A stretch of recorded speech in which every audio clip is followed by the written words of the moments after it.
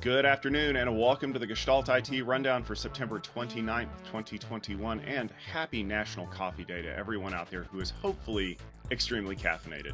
My name is Tom Hollingsworth, and as always, each week we bring you a rundown of the week's news. And this week I am joined by both of my amazing co-hosts. Starting off, Zach, how are you today? Hopefully you got yourself a nice coffee to make it through the day. I sure did. I'm jitter free this morning. Got my Joe, got my water. I'm feeling great. Outstanding. And of course, as always, Stephen Foskett joining us as well. Stephen, did you fire up the espresso machine this morning and get yourself a little bit of juice of Sappho, perhaps? You know me, Tom. I'm an iconoclast, so I'm going with the Southern Sweet Tea. Wow. I don't even know what to say. So I do know what to say about the news, though, because we have a lot of great stories that we've lined up today, including some exciting acquisition news that I'm sure you're going to want to dig right into. But first, we have to start off with something that was kind of making the rounds a little bit in late last week, because Microsoft found itself again in the news because of a bug in Exchange. Now, you may know about the auto discover feature that allows users to automatically configure their mail clients based on the domain name that they are using. It's magical when it works properly. However, when it's found to have a design flaw that causes the mail program to query top level domains looking for information and then, I don't know, leaks that information, maybe it's not so good. Guardicore AVP Amit Serper registered some of those auto-discover domain names that he was seeing being thrown around the internet, and set up some honeypots to discover some information, because in the last 4 months, 372,000 credentials have been leaked, and almost 100,000 application credentials were discovered in the process. Now, as soon as the news hit the internet, Microsoft went into full damage control mode by issuing their usual placating statements while busily registering every auto-discovered domain that they could get their hands on that wasn't already taken. Zach, did Microsoft get caught out on this one? Tom, I think they did. It's sad to say that this is now the fifth time that Microsoft has been in this similar situation on the rundown in as many weeks. And as you said, their responsive statement was rather placating and seemed very much like they were caught off guard. Luckily for them, as it mentions in the article in the show notes, this vulnerability was found out by a white hat team, and so at least it wasn't being potentially used in the wild, but it probably was potentially being used in the wild. I mean, in most of these cases, these people are being paid by the pen test, if you will, and they are out there and they're doing their job. But for some hacker who's looking to either make their name or make a whole lot by coming away with someone's credentials, they're probably working just a little bit harder. And so I imagine that someone potentially could have found this one and made it into something worse. But at least right now, it seems, to be that this was just something that kind of luckily is hopefully just going to get swept under the rug and not come back out thanks to the work of Guardicore. But until then, this is another one where we're just going to have to stay tuned and wait and see. And if you do use the auto discover feature, perhaps you might just need to make sure that your domain name is not similar to any of the big domain names of the tech industry, because you might be finding yourself getting a little knock on your digital door. But at the end of the day, Microsoft, step it up, guys. Come on, we need you to do this. All right, Stephen, it would appear that the latest issue to complicate this global chip shortage that we've been talking about ad nauseum on this show is now shifting to a lack of labor. According to a report from the IPC, 80% of manufacturers are reporting that they are having trouble finding qualified workers for their fabricators. Labor costs are up, and it's making it difficult for the manufacturers to pay wages that are needed to bring in the workers. Those rising costs are also being passed along to the customers, who will most likely increase their prices as well, instead of accepting a shrinking profit margin. The report doesn't see any significant changes coming into the market into the next 6 months, with lead times likely to continue increasing. Stephen, is the labor shortage going to prolong this situation? Absolutely. And I think that it's not just your local favorite restaurant or your plumber who can't find qualified workers at the prices they used to pay. It's the chip fabs. And so we've talked on this show quite a lot about all the crazy things that have affected the global chip shortage situation, including fires and floods and droughts. But it comes as no surprise that labor is another issue that these companies are facing. And in fact, it's interesting to note that according to this report, this labor supply shortage is going to affect chip production, not just in North America, but also in Asia and to a lesser extent in Europe as well. And if you think about some of the stories we've talked about in the last few weeks about companies planning new gigafabs in the United States and gigafab in Europe and more production in Asia, well, who's going to work at all these factories, especially if you're not going to pay them well? I think the challenge is that finally the chickens have come home to roost on the global supply chain. And now companies are going to have to start thinking about how they can pay more, how they can, reduce labor perhaps, but also how they can attract more people into these fields so that there's going to be somebody to keep the lights on at these fabs, because otherwise the global chip shortage will just continue and continue and continue. And we still won't have cars and washing machines and new MacBooks or whatever it is that we like, because nobody's going to be there to make the chips. Tom, let's talk about some of these acquisitions. You mentioned that there were a couple of them announced. So let's start off with our friends over at Kemp. The application delivery company announced that they're being acquired by Progress. This company also has What's Up Gold, Chef, and other components, and says that Kemp will continue to focus on DevOps solutions. Kemp has presented at a number of Tech Field Day events in the past and has shown an aptitude for applications in the security space. Kemp has over 100,000 deployments of their virtual load balancing software around the globe and has been integrating their acquisition of Flowmon into the product line over the past year. Tom, you're pretty familiar with Kemp. What do you think of this?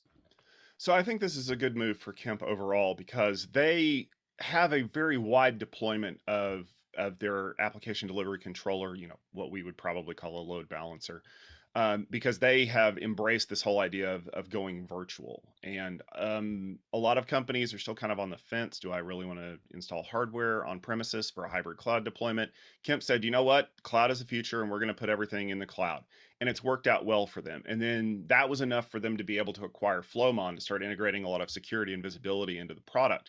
And that was one of the things that we got to see earlier this year, both at Networking Field Day and Security Field Day, was a kind of different spin on how they're doing things. Now, the acquisition by Progress is not what you would typically think of when a company gets acquired and just basically kind of folded in, because Progress is really more of like a holding company. Think like a Thoma Bravo, who has all of these cards in their hand, in their deck, if you will, and they're able to kind of create some synergies between them. So I would expect to see maybe a little bit more visibility coming in from the What's Up Gold side, or because of the huge emphasis that they place on Chef, the ability to kind of integrate some Chef tools and things in there like that.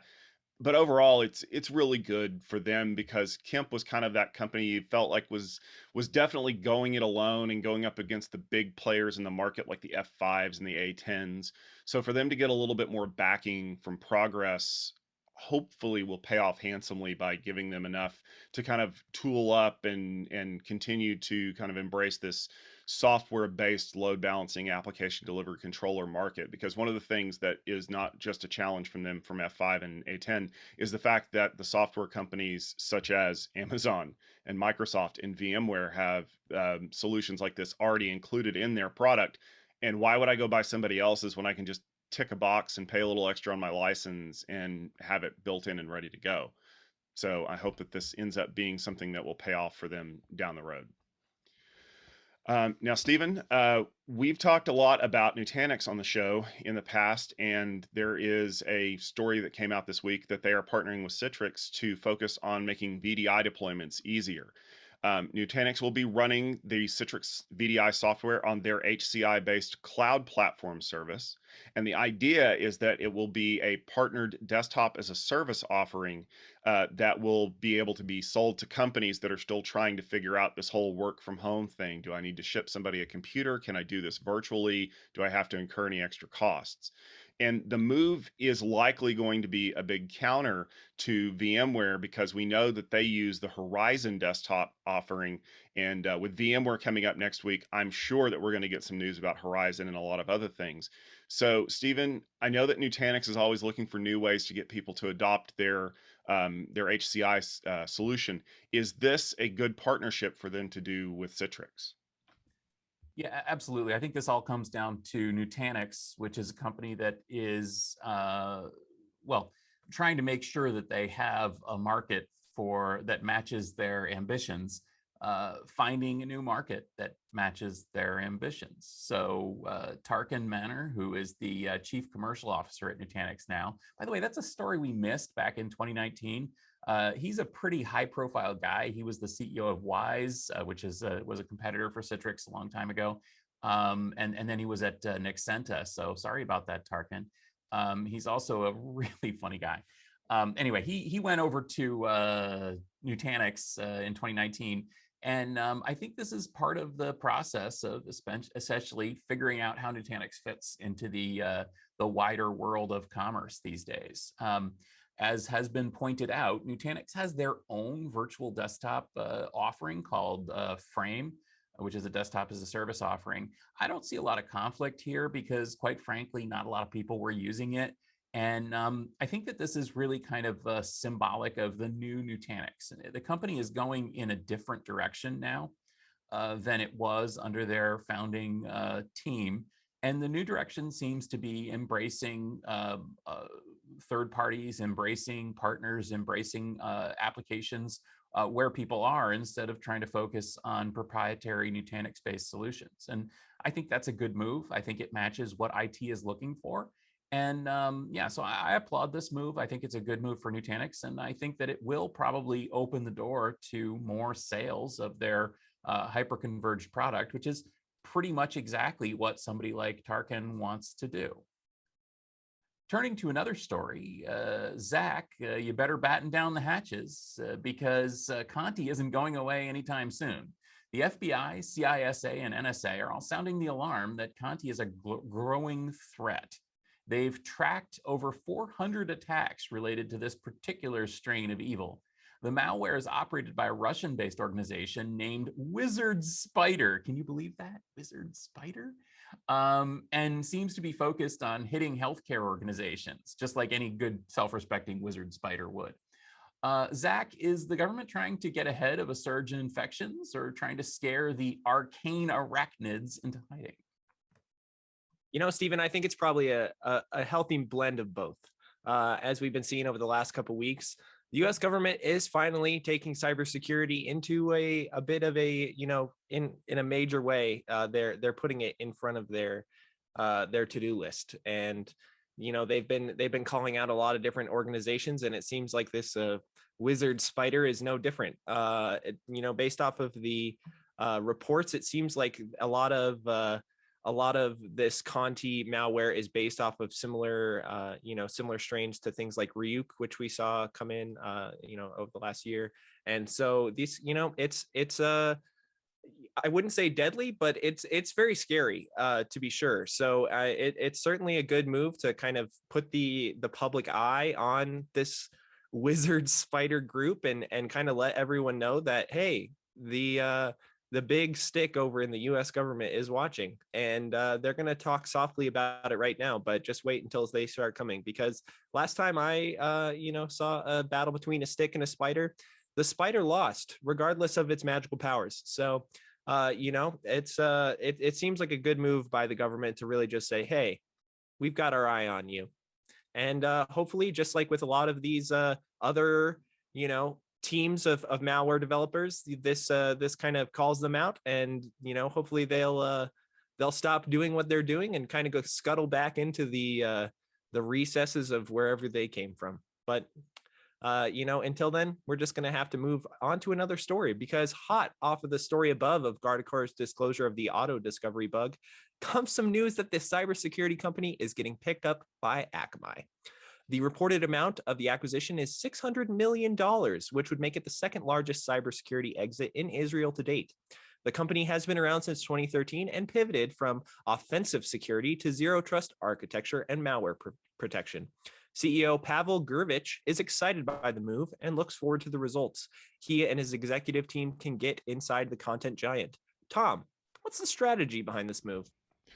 I think Akamai is starting to see that with a lot of the distributed networking that they have, that keeping it secure is very important. Because I'm just saying, if I thought like one of these wizard spider type people, I would stop trying to go after the Microsofts and the SolarWinds and all the other places in the world that I'm infecting, and I would infect the chain in the middle so that it was getting deployed from the content delivery network, so that when the source checks their stuff and goes, well, we're fine, we don't know where it's coming from. You never think to look there. And so Akamai knows what they need. They need someone who can provide the zero trust architecture. They need a company that is kind of focused on finding these malware threats. And let's face it, Guardicore is really good at this, as the story above mentioned. And $600 million is definitely not a bad exit for the company. And if you read Pavel's blog, he'll tell you this isn't an exit. This is a strategy going forward. The question's going to be, how much of their team sticks around after the golden parachute, golden handcuffs thing? How much of the solutions are going to get folded directly into Akamai? Does this allow Akamai to compete with other CDNs or other companies, honestly, like a company like Cloudflare, who offers similar technology but not quite the same? Is this a way that they're going to kind of build out maybe like a secure delivery pipeline for other things? There's a lot of possibility here. But I'll tell you that with Guardicore being picked up by Akamai, if I was a company that was kind of doing my own zero trust thing, like, I don't know, like say Illumio, that phone's probably going to be ringing off the hook pretty soon, because I think there's a lot of companies that are looking to partner up. And by partner up, I mean write a check to get these kinds of protections. So I can't wait to see where this story develops. And speaking of developing stories, we did have a couple that we wanted to take a closer look at this week. Some exciting news coming out of some various sectors. And the first one actually came up yesterday. It was a big day for our friends over at Pure Storage. And if you were following along on gestaltit.com, you were able to check out the live blog of this announcement as it was unfolding live. They launched a couple of new offerings that kind of are encompassing what they see as their vision for the future of storage. The first is Pure Fusion. It's a self-service storage as code platform designed for cloud storage consumers. The next offering was around Portworx, and it was Portworx Data Services. Now, you may recall that Pure Storage had purchased Portworx a while back, and this is kind of helping with things like day two operations, software infrastructure in the environment, those kinds of things. Now, the funny thing about that is that all of the announcements that were made yesterday were all software based, which may have you scratching your head, because Pure Storage, isn't that a company that's really focused on hardware? That could shift a signal that software is eating the storage world too. And Stephen, I wanted you to kind of kick off on this because you were part of the live blog that was doing the coverage. What are your thoughts on this? Yeah, thanks, Tom. As you mentioned, Pure Storage is a company that we've been very close to for a long time. Full disclosure, they have been sponsoring and presenting at Tech Field Day events and sponsoring Gestalt IT projects for basically the entire life of the company. If you go back all the way back, you can see presentations from them from 10 years ago, from 5 years ago, from last year, and from this year. And in fact, this year, we heard about a lot of these things before they were announced. We even had an embargoed presentation about one of these situations that we just published yesterday because we were holding it until the announcement was made. So we're pretty excited here. As a storage focused person, I say that this is really what the industry is heading towards. This is what the industry is doing.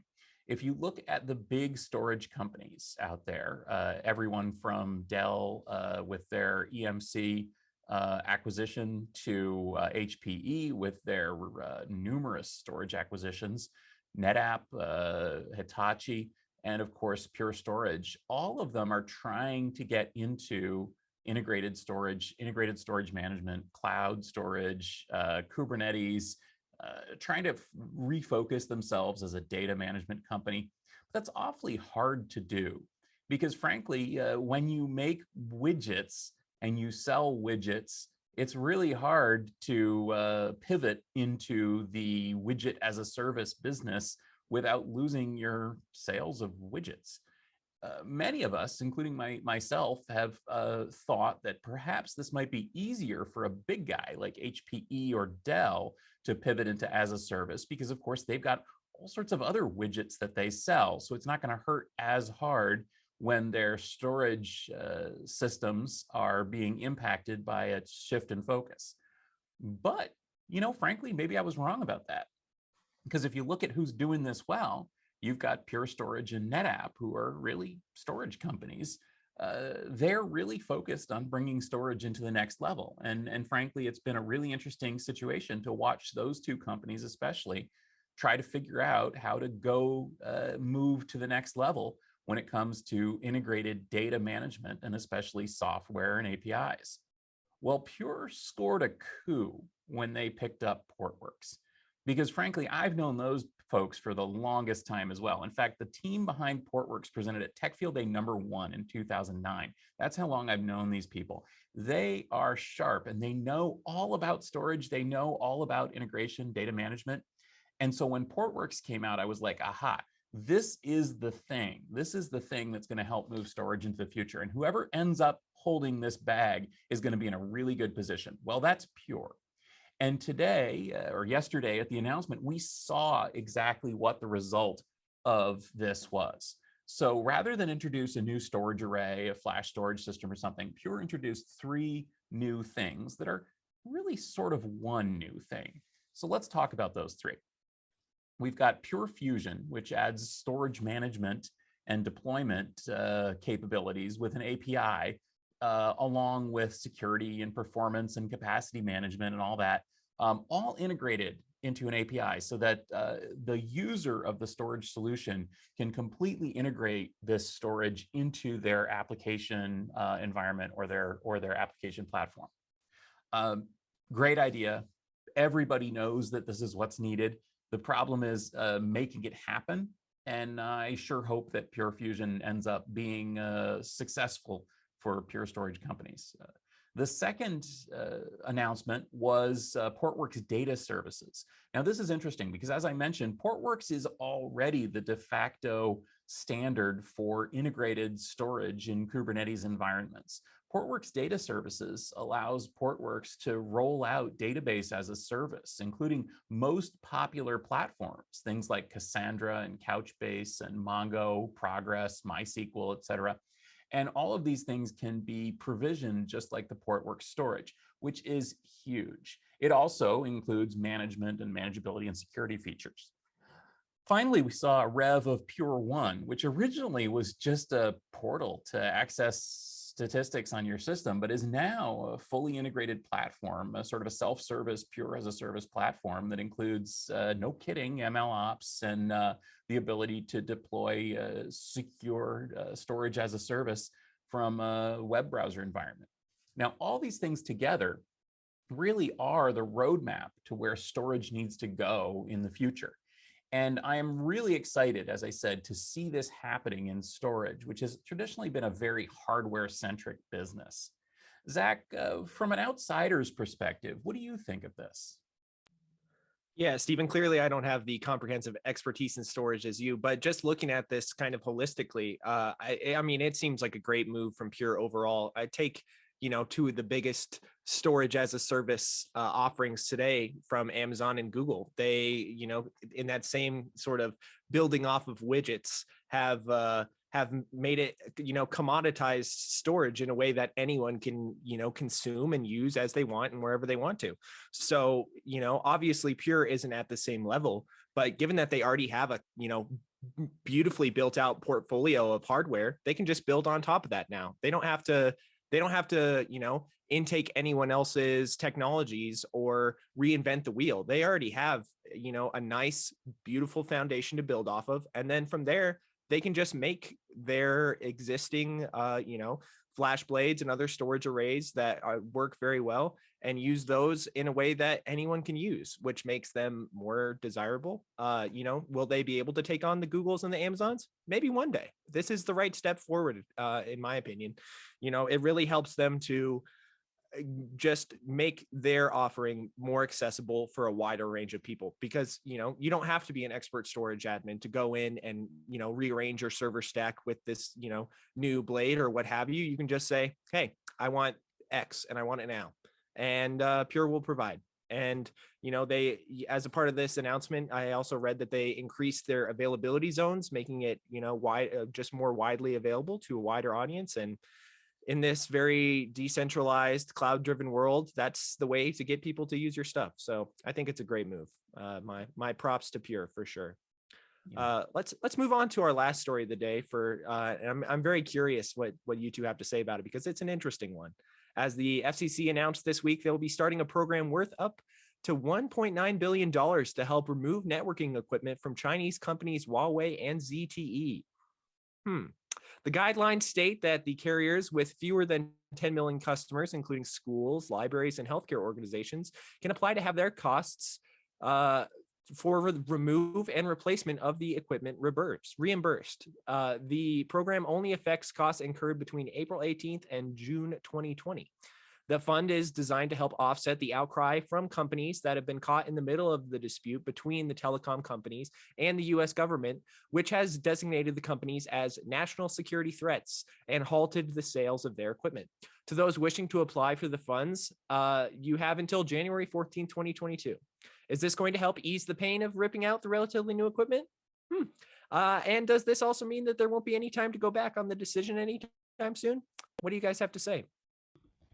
So I'll jump in here because I think this is kind of fascinating that the US FCC, which by the way is the company that operates the National E-rate program, has basically said, remember when we warned you a couple of years ago that we were probably going to be doing some things to Huawei and ZTE, and you still didn't listen to us because they came to you and said, hey, we'll sell you this equipment cheap, just we want to get it in your system. Yeah, we're going to need you to rip that out, and we're going to pay you to do it. Because let's be fair, that's really what the only driver was. For those of you who don't know, Huawei was making very big inroads into schools, into libraries, into healthcare, and they were really, really selling hard. Like they were going out, they were offering cut rate deals. And the urban legend is that if a Huawei salesperson showed up in your organization, and it wasn't very long thereafter that an unmarked plain vehicle with a gentleman wearing sunglasses pulled up and started asking a whole bunch of questions. But the impetus here is they need to get all this equipment out, because it's not enough for them to have designated these companies as national security threats.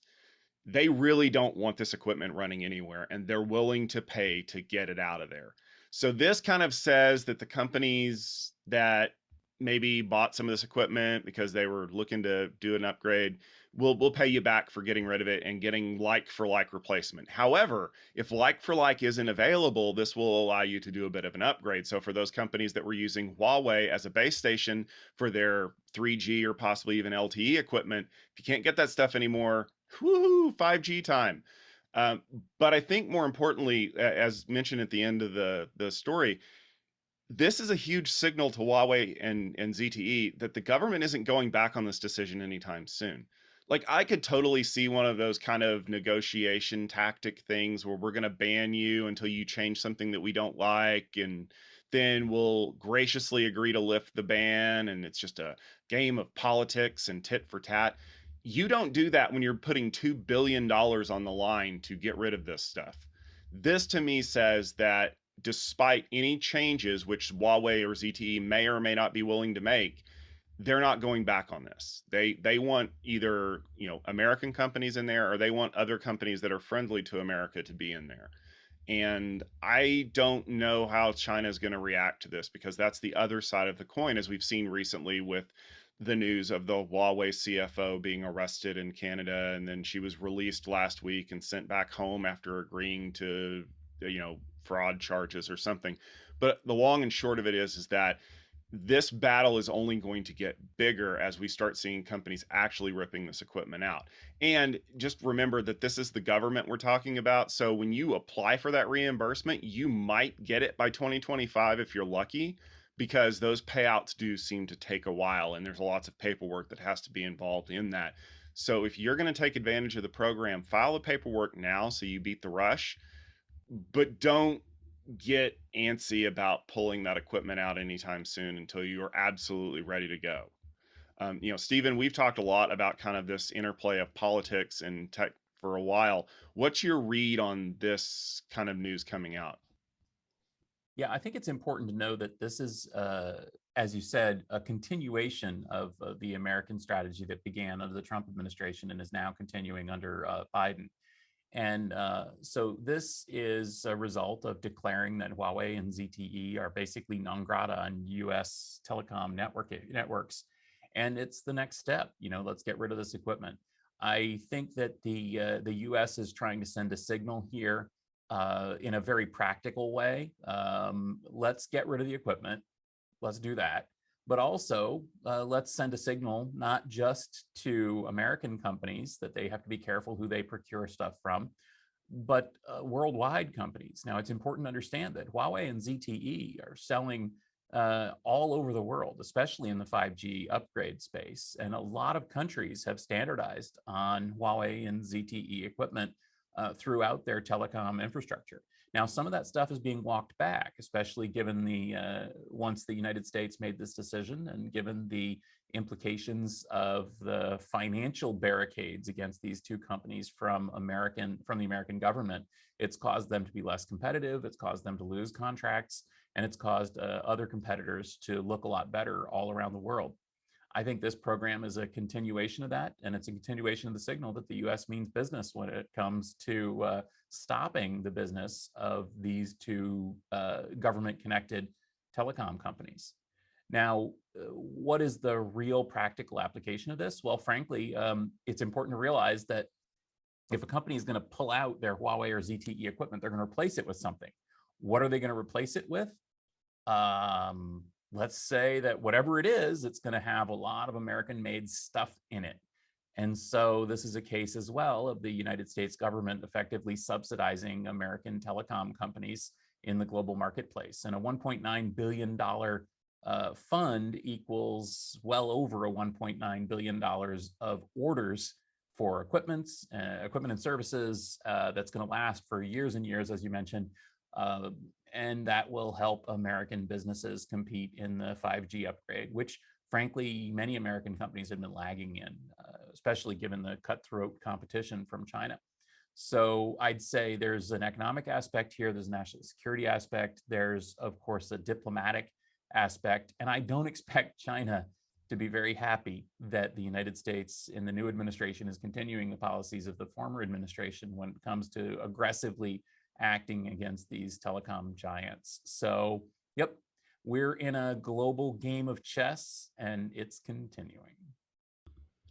Yes, that it is. And if you want to catch the next moves that happen in all of these games of chess that we've been talking about each and every week, make sure you tune in at 12:30 Eastern Time on Wednesday for the latest episode of the Gestalt IT Rundown. We gather the news each week and put it together, and we follow up on the stories that we think are the ones that you're going to see again and again, and we try to bring a little levity to your hump day.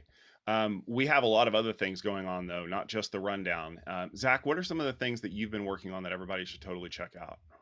Well, Tom, as you probably well know, our networking field day event happened just a couple weeks ago, and I am covering all of the wonderful presentations that happened there. There's plenty of great companies that presented lots of new and exciting technologies, so definitely go and check it out. Cool. And Stephen, what are you up to? Well, we're deep in the throes of season 3 of utilizing AI.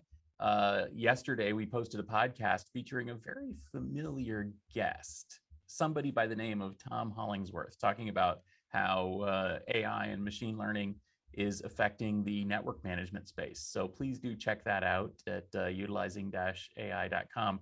And please do give that a subscribe in your favorite podcast app if you want to learn more about how AI is coming to the enterprise. Outstanding. And as Zach mentioned, we have lots of great videos on the Tech Field Day YouTube channel of the networking field day presentations that happened previously. And we also have another great event coming up. Security Field Day will be happening October 20th through the 22nd. So you're definitely going to want to tune in for that. And in the meantime, head over to gestaltit.com and read some of the great articles that we've been publishing. See the live blog from the Pure Storage launch announcement yesterday. You can check out all the news there. And you can follow along on our YouTube channel at youtube.com/gestaltit video for some more fun stuff. But we'll be back next week at 12:30 Eastern Time with more news that you don't want to miss. Until then, thank you very much for tuning in, and we hope that you have an enjoyable Wednesday and a good rest of your week.